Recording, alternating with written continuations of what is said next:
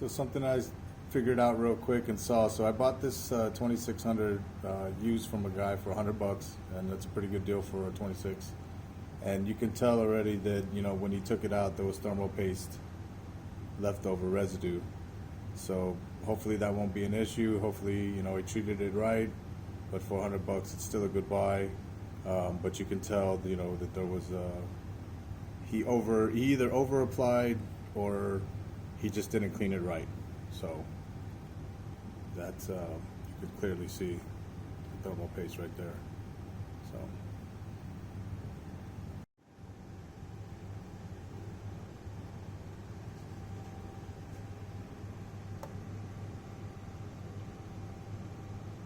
So it went right in there and everything, but like once again, you can see the thermal paste clearly wasn't cleaned thoroughly, and I mean that's not a big issue.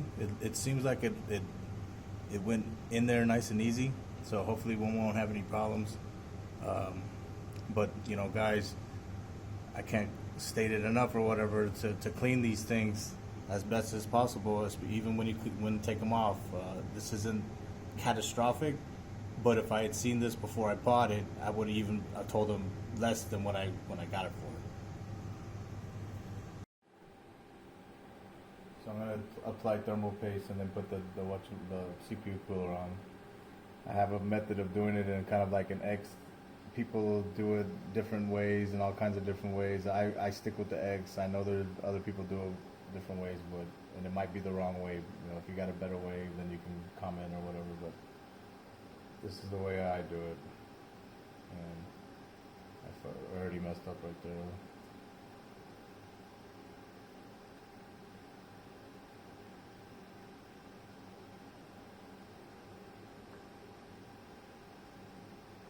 This paste feels weird. It's coming out clunky. That's a lot. That's probably way more than I needed to put on there, but it came out all clunky.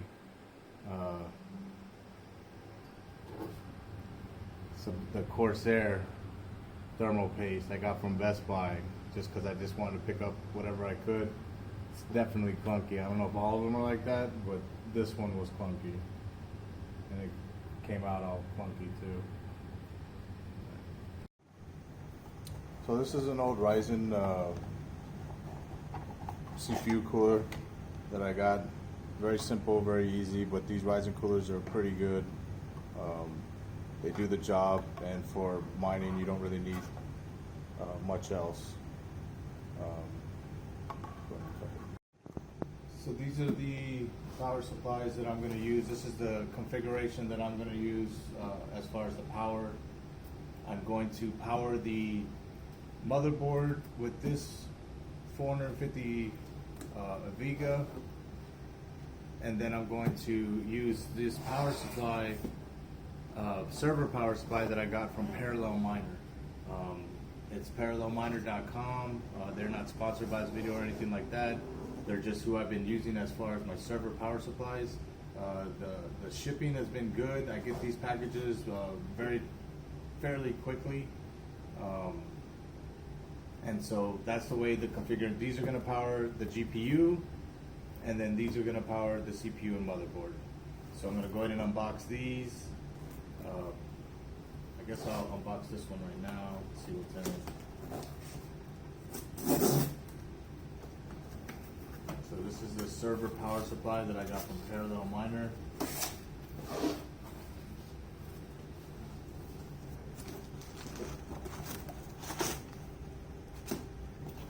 Basically the same stuff that I got the other day. This is the server power supply.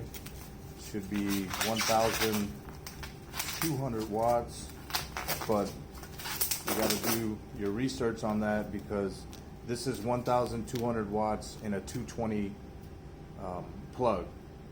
We're running 120 or 110 plugs or whatever, and so we're not going to get the full 1,200 watts, or I'd be able to power the whole rig with this. It's only going to give me about 900 watts, which should be enough for just the GPUs. So it came with that, and it comes with the they usually throw these in for free. These are control boards.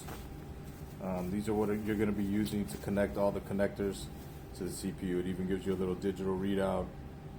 I mean, this is a very simple one that they have. I mean, this is like the simplest one they have. It comes free. I have a couple of these already now. I think should be it. They package them pretty good. I gotta give them that. There's the receipt. And so that's from Parallel Miner. That's gonna be what we use to power the GPUs. This fits into this. So these go together, and then you plug into the power, and then you're good to go. You hook everything up and then turn it on, and you should be good to go. I'll show you how I hook this up in a second, but we're just unboxing these things. This is the quick little power supply that was listed as $40 on Best Buy one day, and then the next day I go over there and all of a sudden it's $50. So I don't know, but we paid the $50 for it simply because we needed it. But I would have rather paid $40 for that.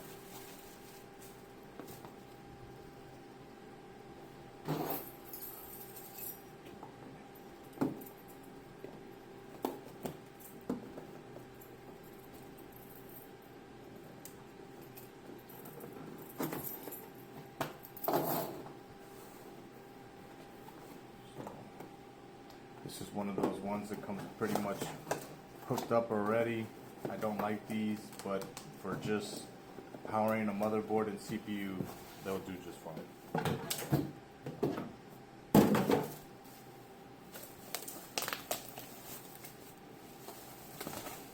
This is it. I do trust Amiga, so I'm okay with using this one, but like I said, it's just for the CPU motherboard, so we don't need a whole bunch of power. Comes with a little strap, that's kind of cool. And so these are the power supplies. This one, once again, for the motherboard and CPU. This one over here, the server power supply is going to power all the GPUs. And we're going to run everything on this 240 gigabyte SSD, which once again is overkill. You only need 120, whatever you need to put we're going to be running Hive OS on this. This is overkill, but this is all they had in this. We're just going to be hooking these things up. We'll configure everything for compatibility and all that stuff after we get everything hooked up. So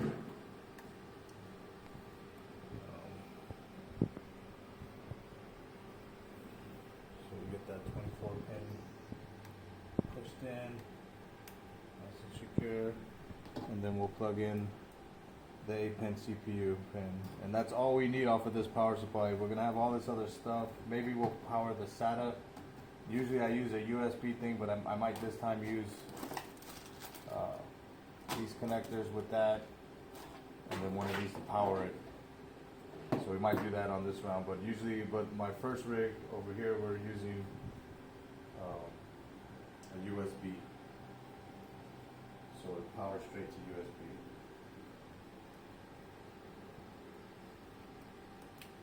Put on the CPU power, make sure it clicks in there. So now we got some extra wire stuff. We're gonna have to clean these up and everything later, but we'll just leave them right there for right now.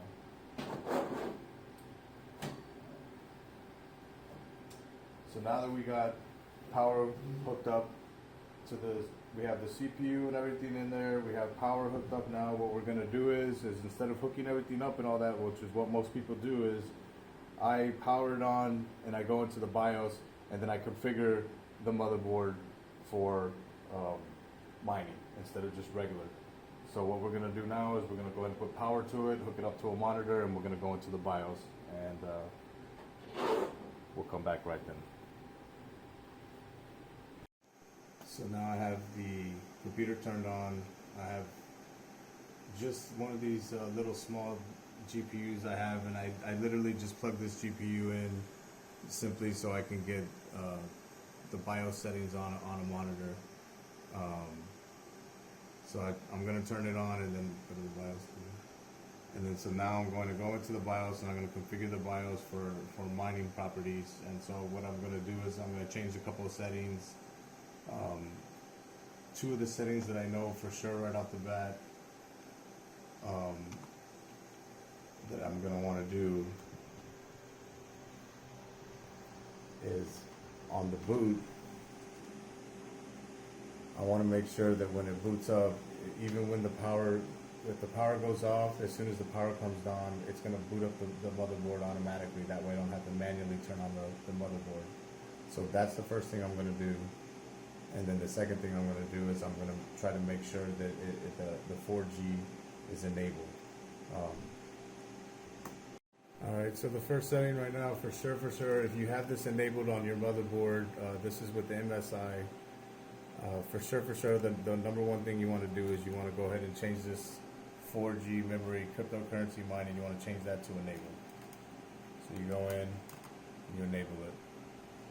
A lot of people, they change these PCIe max link speeds to generation 2. I'm going to leave them on auto for right now because I'm just configuring this simply to start off. But like I said, a lot of people will change all of these to Gen 2, or not that one, but they will change these to Gen 2.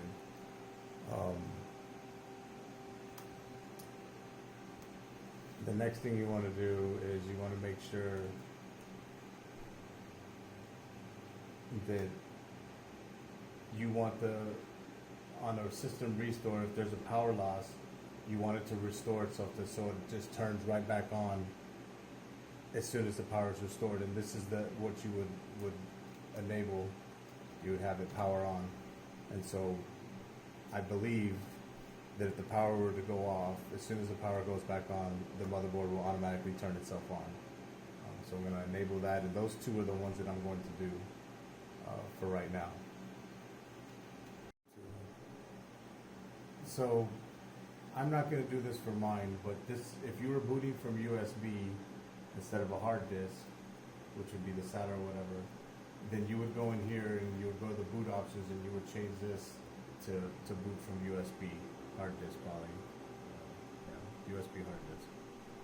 And then so you would enable that, put that as the number one boot option, and it would boot automatically from that. I'm going to leave it as is because I'm going to be booting from hard disk. Alright, so these are the graphics cards. There's only 4 of them that we're going to be putting in here. These are RX 580s, 8 gigabyte. So we're only putting 4 of these in today. These are the MSI ones.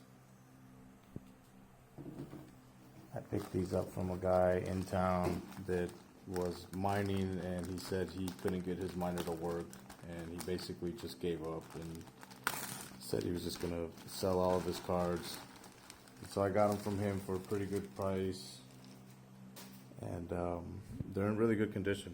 You can tell these are old cards, and you can tell they haven't even really been used. So you can't really see any dust in there, build up or anything. So I'm hoping these cards, I don't need them to go crazy, I just need them to perform.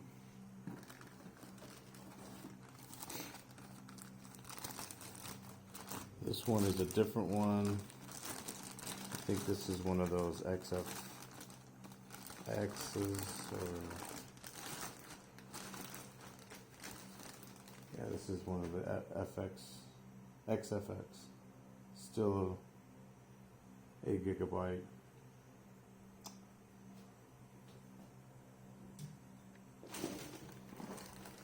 This is the last one. So this rig is going to be nothing but AMD cards. So I'm going to take the 2 AMD cards that I have in that rig and put them on this one, and have all Team Red on here. And like you can see, this is a brand new card. I mean, yeah, it's old. It's an older card, but it's brand new. Unless heard that little.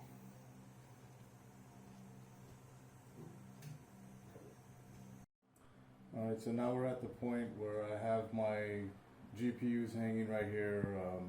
This is the method right now until I start putting them in cases, but just to get up and running. Right now we only have 4, so we're just running these 4 right here. They're going to be connecting to the power supply right here. Luckily, I'm only going to be using these 6-pin to 8 pins to go in here. The newer cards take 2 8-pins, so I'm actually going to be able to save some of these, which is good. So these are going to connect into here. Let's go ahead and do that right now. So connect it in there. Actually, I think I put it in the wrong way. Oh no, that's right. So you connect it in there, 8-pin, and then the 8-pin goes to the 6-pin down here to the control board. And then boom, that's one card. Once I get all 4 of these connected, then I will connect them to the PCI risers, and these risers will connect to the back of these GPUs like so. And they go in, and then this other end will connect into the motherboard over here. So I'm going to get all that hooked up right now, and then we'll come back and I'll show you the results. Alright, so she's basically put together a couple of snags here and there, whatever. Cable management is atrocious, but we're just going to run with this right now. That server power supply is making all of that noise. I don't know if it's adjusting or what it's doing, but it is making a lot of noise. I'm going to go ahead and let it run, and hopefully that adjusts itself. But right now we're running 4 RX 580s, 8 gigabytes, and we're running about altogether 120 mega hashes with this rig. It still has, we could still add another 2 more graphics cards in these slots, and then there's an M.2/an M.2 back here that we can find an adapter for that will allow us to add another GPU there. So we can have in all 7 cards on this rig. But she's up and running, and I just need to clean up the cables and make her look a little bit more prettier, and she's pretty much good to go. The next thing is going to be heat management, so we're probably going to add some fans over here. I haven't really figured out if we're going to put fans on the top or if we're going to put fans on the bottom. But there she is.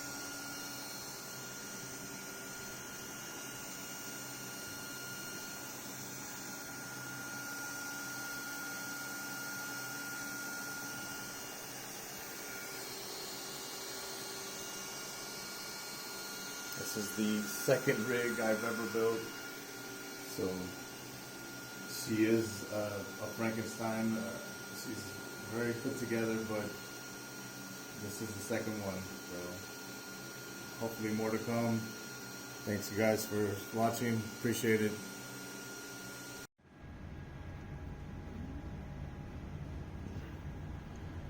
So I'm having problems with this XFX card, this 580 8 gigabyte. The rest of the cards are running good. This one's giving me some problems, so I'm gonna troubleshoot it right now, see what's going on with it.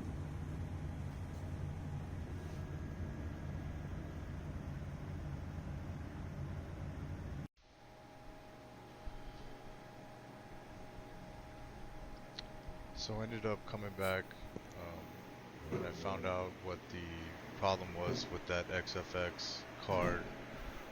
When I went back in there to check it out, I ended up finding out that there was a little switch, and it was very small. Let me see. It's very, very small switch back there that I had to switch over, and as soon as I switched over, everything started working fine with that card. I need to research that switch a little bit more.